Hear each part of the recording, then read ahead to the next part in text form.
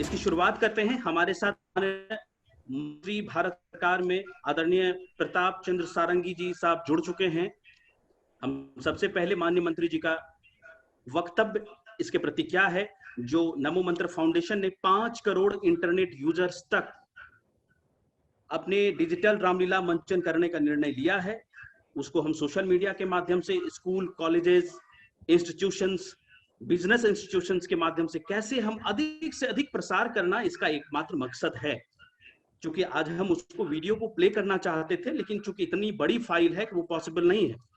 Covid के दौरान थोड़ा मुश्किल हो पा रहा था कि हम आपके बीच जाकर के दिखा सकें, लेकिन हम ये आपको विश्वास दिलाते हैं बहुत जल्द हम आपके बीच जा रहे हैं और उन वीडियोस को हम आपको दिखाएंगे और विजयादशमी के दौरान उनको प्रसार करना है अधिक से अधिक। इसमें आपका मार्गदर्शन, इसमें आपका जो आपकी भूमिका है, आपका वक्तव्य, आपका विचार, वो बहुत सराहनीय है, क्योंकि आपके सहयोग से ही 5 करोड़ लोगों तक पहुंच पाना संभव है। तो हम माननीय मंत्री जी से आग्रह करते हैं कि आप अपना विचार रखें। माननीय मंत्री जी। नमस्कार। मैं ये नमो मंत्र फाउंडेशन के सारे कार्यकर्ताओं को विशेष रूप से अभिनंदन करता हूं कि एक ऐसा दिव्य कार्यक्रम का आयोजन किया है और मुझे इसमें मेरा श्रद्धा निवेदन करने का मौका भी दिया है। अयोध्या में भगवान श्री रामचंद्र का भव्य मंदिर जो था, सम्राट विक्रमादित्य के द्वारा निर्मित मंदिर, इसको पापात्मा आक्रमणकारी बाबर ने ध्वस्त किया, सेनापति मीरबख्शी खान को ध्वस्त किया और ये मंदिर का पुनर्निर्माण का जब अवसर आया, इस समय में ऐसा कार्यक्रम एक दिव्य संयोग है। आज 492 वर्ष का जो कलंक समाप्त हो गया है।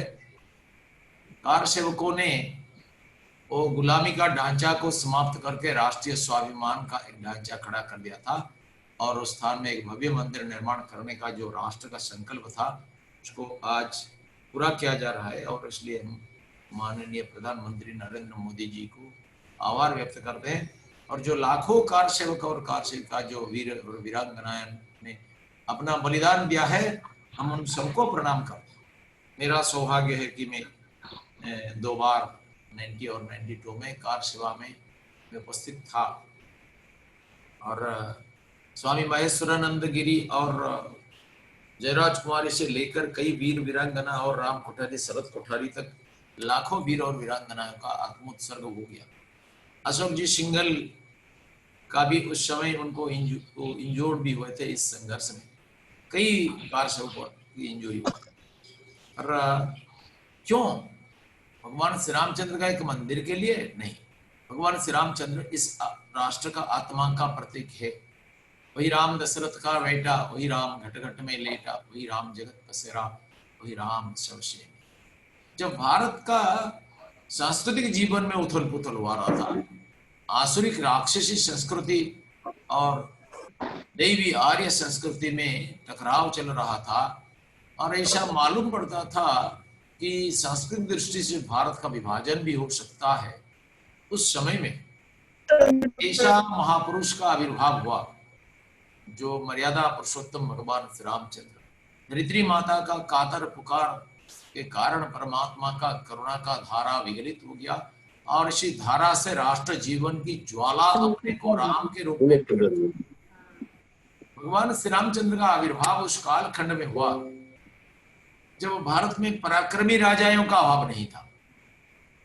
एक तो वाली था जो रावण को कई बार परास्त किया, एक तो कार्तवीर्य था जो रावण को बिल्कुल उथल पुथल कर रहे थे, लेकिन परशुराम भी थे जो कार्तवीर्य को निधन किए, फिर भी रावण का अत्याचार कम नहीं होता।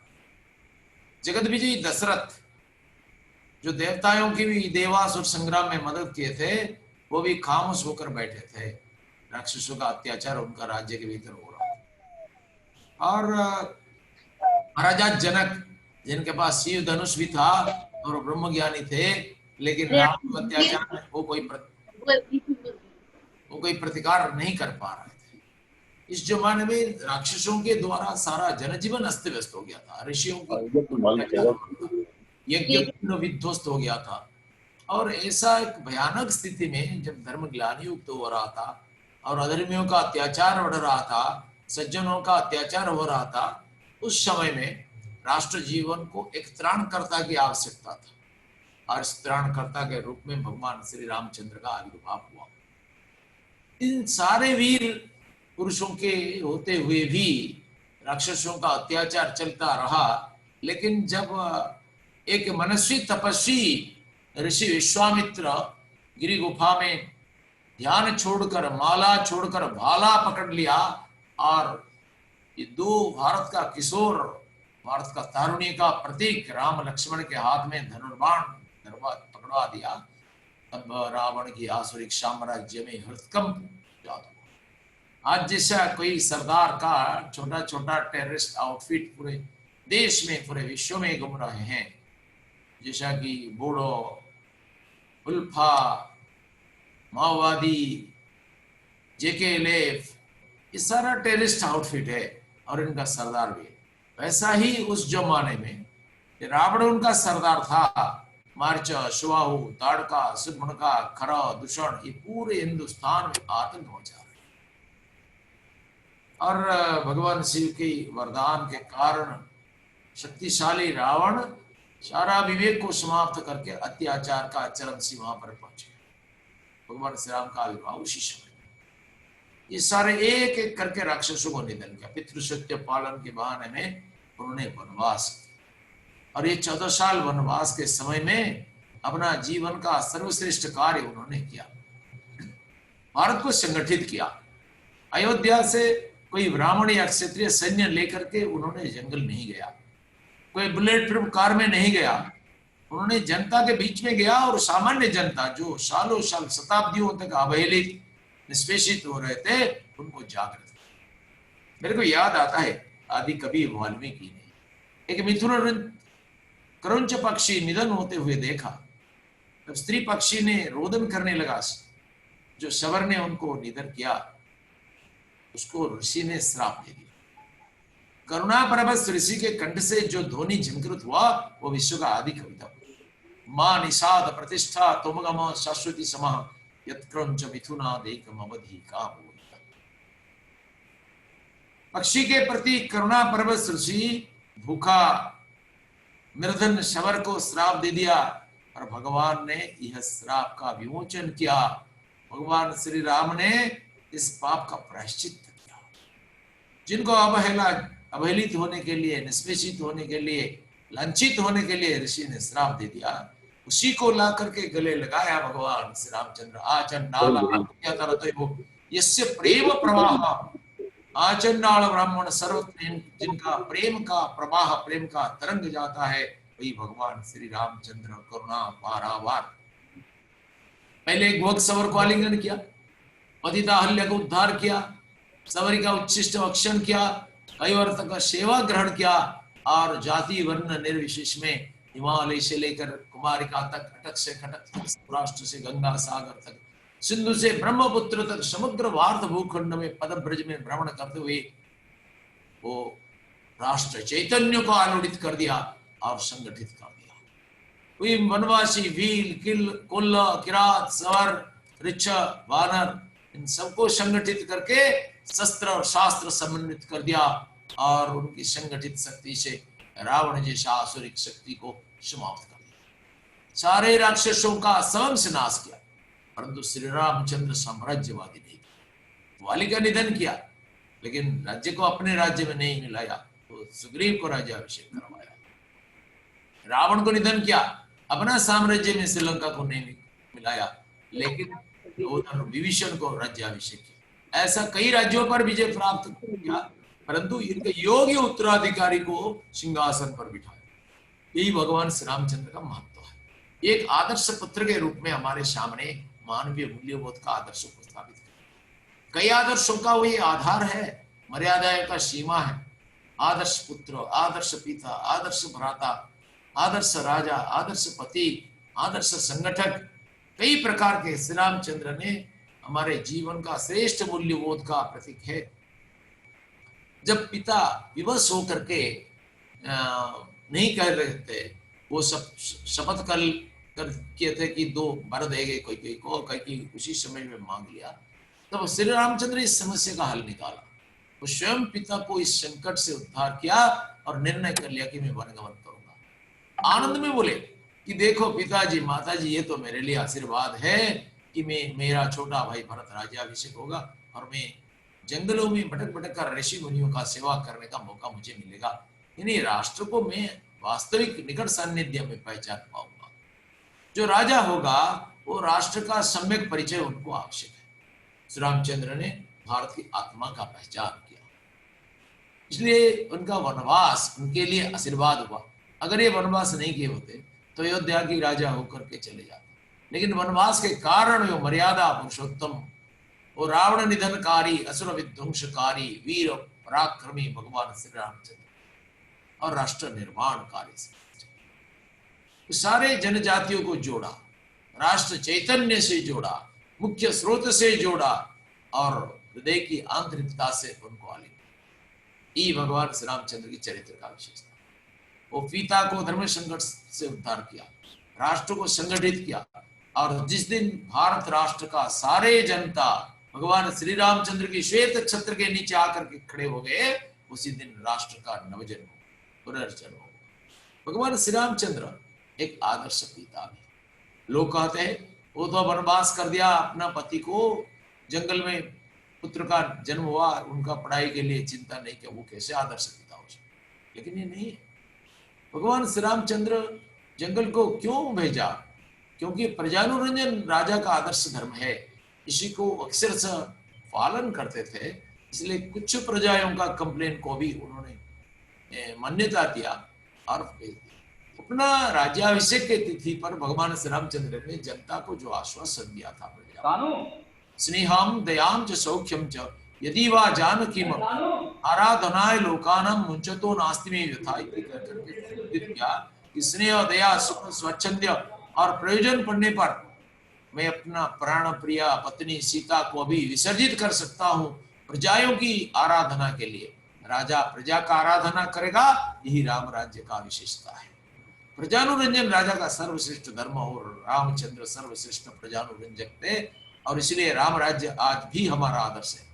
गांधी जी ने भी राम राम करते करते राम राज्य का सपना दिखा करके हिंदुस्तान को स्वाधीन करने का श्रेष्ठ काम किया। और आज इस राम को बाबर के साथ लोग तुलना करते हैं, बोलते हैं इनको तो भी जमीन दो, 2 भाग कर दो। अरे भाई, एक विदेशी आक्रांता पापात्मा और एक देश का अनन्य राष्ट्र पुरुष, दोनों में कभी बराबरी नहीं हो सकता है।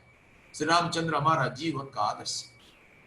जब हिंदू का बेटा जन्म होता है, उनके कान में राम राम कहते हैं। जब गाली करता है, हा राम कहता है, और थक जाने पर, क्लांत हो जाने पर राम राम कहता है, और जब अभिनंदन करता है, जय श्री राम कहता है, और मरने पर राम नाम सत्य कहते हुए विदाई होता है। इसलिए राम हमारा रोम रोम है, राम हमारा जीवन का आधार है। राम केवल एक व्यक्ति नहीं है, राम इस सनातन राष्ट्र का, सनातन आत्मा का प्रतीक है। और श्री रामचंद्र एक आदर्श पति भी है। लोग कहते हैं आदर्श पति कैसे? सीता को जंगल में छोड़ दिया, 498 में केस करके उनको अरेस्ट करवाना चाहिए। लेकिन मैं कहता हूं, जो पत्नी को इतना प्यार देते हैं, वो एक एक आदमी 5-5 पत्नी भिन्न भिन्न स्थान पर रखते हुए, कोई कानूनी पत्नी, कोई गैर कानूनी पत्नी, अपना जीवन को विलासिता में ध्वंस कर देते हैं। लेकिन भगवान श्री रामचंद्र जब पहला मिलन सीता से हुआ, सीता माता को बोलने लगे, देखो हमारा यह राजघराने में ऐसा परंपरा है कि कई पत्नियों का व्यवहार किया जाता है, ये लीगली संभव है, कई पत्नियों, लेकिन लोग सब विभिन्न भिन्न प्रकार के अलंकार देने का प्रथा है इस दिन में। लेकिन मैं तुमको कोई स्वर्ण अलंकार नहीं दूंगा, मैं एक अमूल्य उपहार दूंगा। मैं तुमको परमात्मा को साक्षी रख करके ये वचन देता हूं, मेरा जीवन में केवल एकमात्र नारी है और वो है सीता। तुमको छोड़ करके कोई मेरा शयन सपन जागरण में नहीं आ सकता। और भगवान श्री रामचंद्र जंगल को भेज दिया सीता माता, लेकिन राजप्रासाद में तृणशैया पर शयन करने लगे। सब आकर के बोले, ये क्या राम, तुम थोड़ा आराम करो। नहीं नहीं, सीता अभी जंगल में कैसे सो रही होगी, और मैं उनका पति हूं, मैं कैसा विलासिता कर सकता हूं। सारा जीवन उनका दुख का प्रवाह है। प्रजानुरंजन के लिए जीवन में दुख का हलाहल उन्होंने पान किया, सागर। यही राम के जीवन की विशेषता है। जब उनका यज्ञ के समय में, राजसू यज्ञ के समय, उनका दूसरा शादी करने के लिए पंडितों ने बोले, क्योंकि पत्नी के बिना वो यज्ञ संपूर्ण नहीं होगा।